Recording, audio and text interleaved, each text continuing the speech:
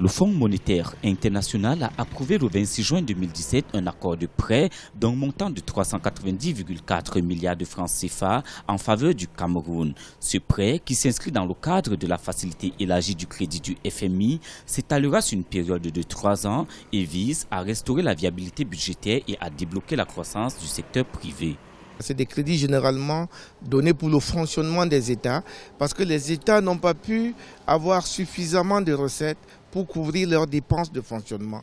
Le FMI intervient pour que la balance déficitaire, le solde déficitaire de l'État en question ne puisse pas être nocif pour les excédents des autres États.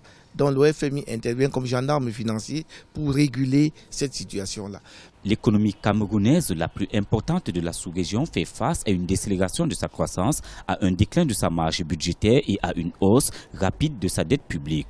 Ce programme triennal du FMI permettra de consolider le budget et mettre en place des réformes pour diversifier les revenus non pétroliers. Les autorités doivent aussi améliorer la crédibilité et la transparence de l'exécution budgétaire.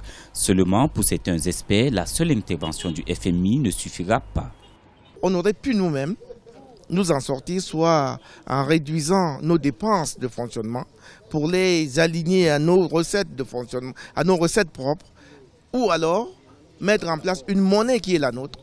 Parce que la monnaie est une recette dans la mesure où on peut mettre en branle la planche à billets pour couvrir les déficits qui seront maintenant comblés par le bon comportement de l'économie qui fera suite à la vente de nos matières premières à l'extérieur et également au recouvrement des impôts qui sont en attente d'être recouvrés. Ce nouveau prêt relance le débat sur l'endettement et la tutelle du FMI. En mai 2017, la dette de l'État s'élevait déjà à près de 5 383 milliards, ce qui représente 30,3% du PIB. Même si elle est décriée par certains experts, d'autres spécialistes estiment qu'elle permettrait d'achever la réalisation des grands projets en cours.